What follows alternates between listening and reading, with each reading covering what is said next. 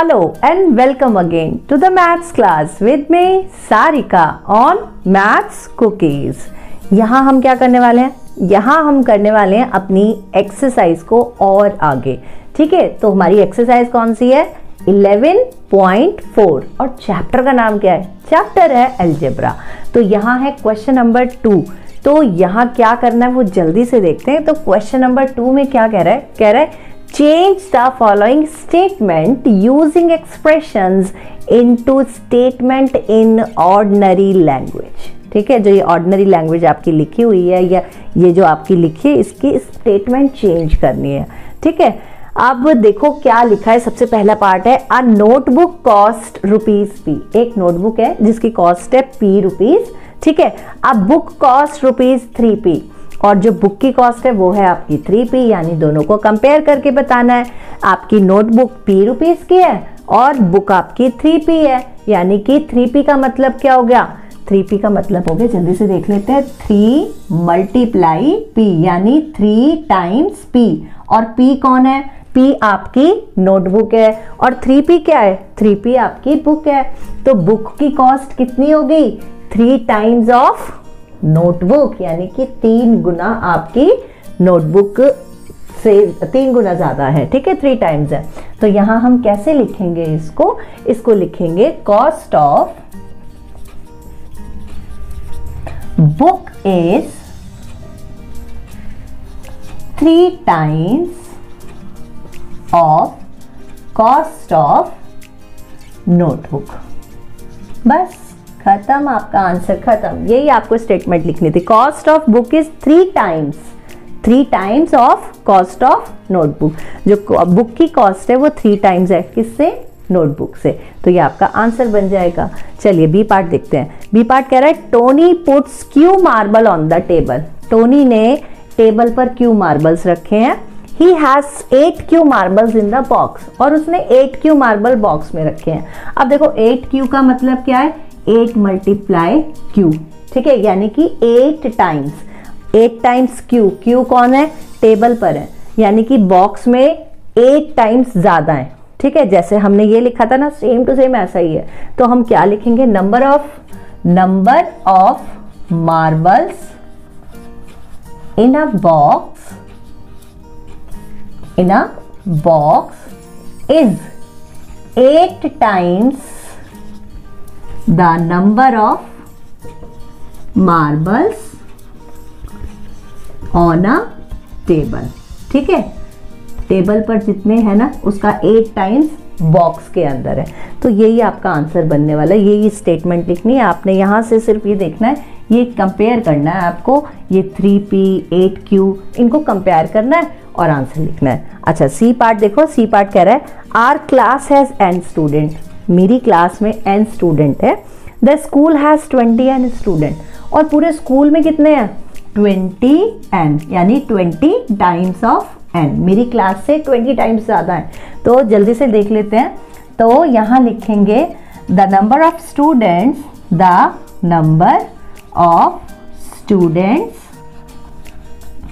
In the school is 20 times in are class. ठीक है, मेरी क्लास से 20 टाइम्स ज्यादा है। The number of students in the school is 20 times in are class. चलिए इसी क्वेश्चन का डी और ई पार्ट देखते हैं। तो डी पार्ट में क्या कह रहा है? Jaggu is Z years old। Jaggu Z years old का है। His uncle is 4Z years old, यानी उसके जो अंकल हैं वो 4Z, यानी 4Z का मतलब आपको पता चल गया होगा 4 टाइम्स ऑफ Z। Z कौन है? जग्गू, यानी कि 4 टाइम्स बड़े, 4 टाइम्स बड़े हैं जग्गू से। And his aunt is 4Z -3। 4Z किसकी एज थी? जग्गू के अंकल की। और -3 का मतलब क्या हो गया? यंगर और एल्डर। यंगर क्योंकि -3 है तो 3 साल छोटी हैं वो उनसे। ठीक है, अब इसको लिखते कैसे, लिखेंगे कैसे? यहां देखते हैं। हिज जग्गूस, क्योंकि जग्गू की बात हो रही है तो Jaggu's uncle's age is 4 times Jaggu's age, ठीक है, और his aunt is 3 years younger than, किससे छोटी है 3 साल, Jaggu's uncle, 3 years younger than uncle's, ठीक है। ये हो गया आपका स्टेटमेंट। अच्छा अब देखो नीचे वाला, देखो नीचे ई पार्ट है, in an arrangement of dot there are R rows, एक डॉट के अरेंजमेंट करिए, उसमें आर रोज हैं, ईच रो कंटेन 5 डॉट, हर रो के अंदर 5 डॉट है, तो यानी टोटल नंबर ऑफ डॉट्स हमें पता होंगे, तो यहाँ आ जाएगा हमारे पास total number of dots is 5 times the number of rows. चलिए जल्दी से देखते हैं क्वेश्चन नंबर 3 का ए पार्ट। तो 3 का ए पार्ट जो है ना बहुत अच्छा पार्ट है, जल्दी से देखें करना क्या है। Given Manuj age to be Y X years, ठीक है, अभी बोलते बोलते ना वाई निकल रहा है, तो Manu's age to be X year, Manu की एज कितनी है, एक्स ईयर्स है, तो can you guess What x minus 2 में शो, आपको बताना है कि जो ये x minus 2 है ये क्या शो कर रहा है, और can you guess what x plus 4 में शो, x plus 4 क्या शो कर रहा है, और 3x plus 7 क्या शो कर रहा है। देखो अभी अभी हमने क्वेश्चंस करे थे, तो हमने उसमें एल्डर देखा था और यंगर देखा था और 3 times प्लस मोर देन और लेस देन ये सीखा था, ठीक है। तो यहाँ आपके पास सबसे पहले हम मनुज की एज लिख लेते हैं, मनुज, लेट मनुज एज, कितनी है उसकी age, that is x year, ठीक है। अब अकॉर्डिंग टू द क्वेश्चन आपको क्या बताना है, x माइनस 2 बताना है। अब देखो x कौन है, मनु है, और -2 का मतलब कि जो भी मनु से 2 साल छोटा होगा। अब आप यहाँ पर आप मनु का ब्रदर यूज कर सकते हो, मनु की सिस्टर यूज कर सकते हो, मनु का फ्रेंड यूज कर सकते हो, कोई कंपल्शन नहीं है, कोई हार्ड एंड फास्ट रूल नहीं है कि आपको ब्रदर लिखना है या सिस्टर लिखना है या कुछ भी लिखना है। तो आप तीनों में से ब्रदर, सिस्टर या आप फ्रेंड, तीनों में से कोई भी यूज कर सकते हैं। देखो ये मनु की एज है और -2 का मतलब जो भी मनु की एज होगी उसमें से -2 कर दीजिए। सपोज मनु की एज 12 इयर्स है तो -2 करके 10, जो भी होगा वो मनु से 2 साल छोटा होगा, और छोटे के लिए क्या यूज करते हैं, यंगर, ठीक है। तो यहाँ हम उसकी सिस्टर ले लेते हैं, तो इसको कैसे लिखेंगे, हिज सिस्टर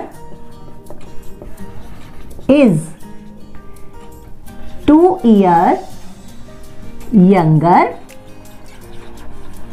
than him, ठीक है, 2 साल छोटी हो गई उससे, किससे, मनु से, ठीक है जी। अब देखो उसके बाद x माइनस 2 हो गया हमारा, अभी आता है x प्लस 4, यानी x कौन है, मनु, और प्लस 4 का मतलब जो भी है वो मनु से 4 साल बड़ा है। जैसे मनु की एज 12 है तो प्लस 4 कर देंगे, तो मनु अगर 12 इयर्स का है तो जो भी है वो 16 इयर्स का हो जाएगा, बड़ा हो जाएगा। तो प्लस के लिए हम एल्डर यूज कर सकते हैं, मोर देन यूज कर सकते हैं, आपका जो भी लगे आपको सुटेबल आप वो यूज कीजिए। तो आप यहाँ मैंने सिस्टर ले ली, यहाँ हम ब्रदर ले सकते हैं, एल्डर ब्रदर ले सकते हैं। तो यहाँ हम लिखेंगे his Elder brother age is 4 years than him, ठीक है, 4 साल बड़ा है उसका कौन सा भाई, बड़ा भाई, ठीक है। अभी हमारे पास है 3x प्लस 7। अब देखो 3x का मतलब हो गया, x कौन था, मनु, और 3x का मतलब हो गया 3 टाइम्स ऑफ मनु, और उसमें प्लस 7 और 7 और बड़ा है। तो ये कोई सिस्टर नहीं है, ब्रदर नहीं है, ये आपके मम्मी हो सकती हैं, ये आपके पापा हो सकते हैं, क्योंकि यहाँ से बड़ी चीज़ आने वाली है। देखो 3x का मतलब हो गया 3 × 12 दैट इज 36, और प्लस 7 यानी कि ये हो जाएगा आपके पास 43। तो 43 इयर्स जो है वो पापा के भी हो सकते हैं और मम्मी के भी हो सकते हैं, तो दोनों में से हम कुछ भी यूज कर सकते हैं।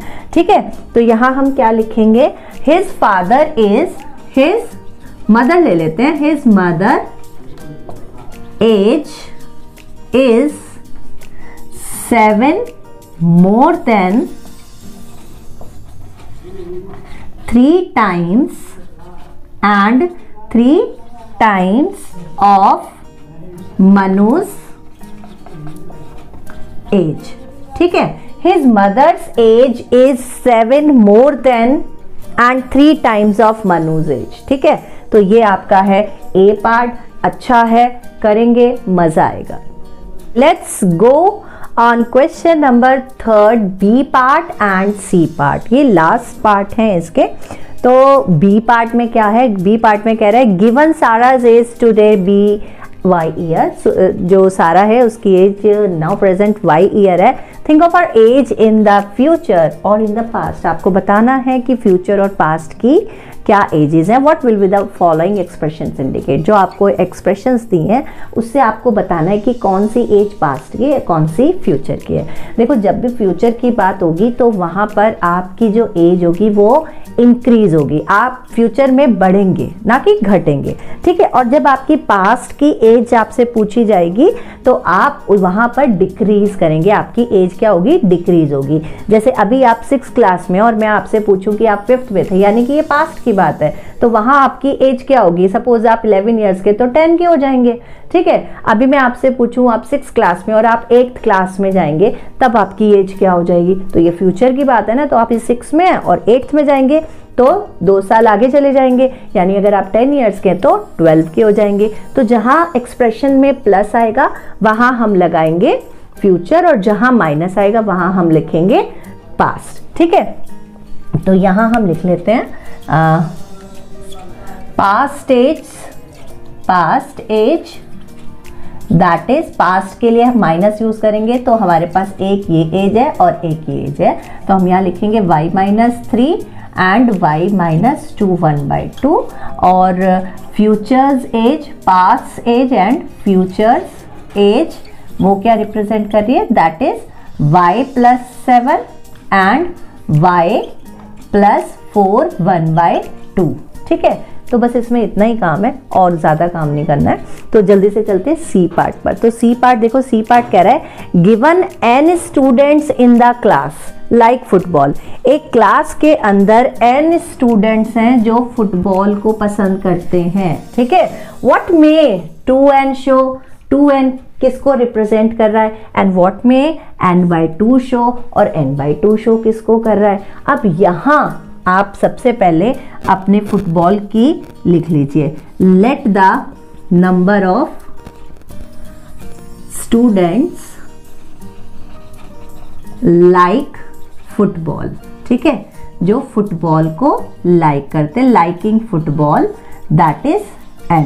ठीक है, अब आपको लिखना है 2n। अब 2n का मतलब क्या हो गया, 2 टाइम्स ऑफ n। अब 2 टाइम्स ऑफ n कौन हो सकता है, आप 2 टाइम्स ऑफ n हो सकता है, मतलब जो n से 2 टाइम्स ज़्यादा है। तो ये लाइकिंग हो सकती है, किसकी लाइकिंग हो सकती है, आप जो आपको अच्छा लगे गेम आप उसको कर सकते हैं। क्रिकेट कर सकते हैं, हॉकी कर सकते हैं, फुटबॉल तो यहाँ पे गिवन है ही, आप टेनिस कर सकते हैं, आप बैडमिंटन कर सकते हैं, आपको जो अच्छा लगे वो भी लिख सकते हैं। तो इसकी आपका एक्सप्रेशन क्या बनेगा, इसका एक्सप्रेशन बनेगा number of students like cricket ले लेते हैं, like cricket 2 times of liking of number of students of football, students of football. ठीक है, फुटबॉल के 2 टाइम्स हैं जो आपके किसको पसंद कर रहे हैं, क्रिकेट को पसंद कर रहे हैं। तो यहाँ आ गया number of students like cricket 2 times of liking of number of students of football. ठीक है, इसी तरह से n/2 देख लेते हैं। n/2 मतलब आधे हो गए हैं। आधे का मतलब क्या हो गया, फुटबॉल को अगर एनालाइज कर रहे हैं तो जो भी गेम आप यहाँ लिखेंगे वो हाफ हो जाएगा। तो हाफ के लिए आप कोई भी गेम उठा सकते हैं, हॉकी ले सकते हैं। तो यहाँ पर सेम चीज़ आ जाएगी, number of students like hockey, half of liking the number of students of hockey, of football, sorry।